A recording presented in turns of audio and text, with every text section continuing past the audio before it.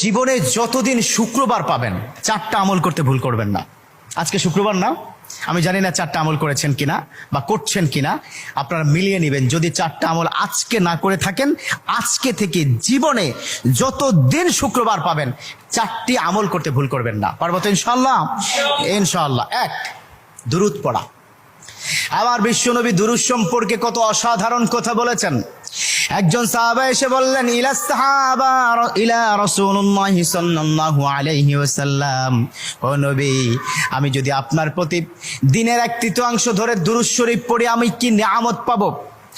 বিশ্বনবী বললেন, তুমি যদি দিনের 1/3 ধরে আমার প্রতি দুরূদ শরীফ পড়ো তোমার জন্য বিশাল উপকার হবে, আরো বাড়িয়ে পড়লে তোমার জন্য আরো ভালো হবে। সাহাবা মহা খুশি হয়ে গেলেন, ইয়া রাসূলুল্লাহ, আমি দিনের অর্ধেক সময় জুড়ে যদি আপনার প্রতি দুরূদ শরীফ পড়ি তাহলে কি হবে? বিশ্বনবী বললেন, এটা বিশাল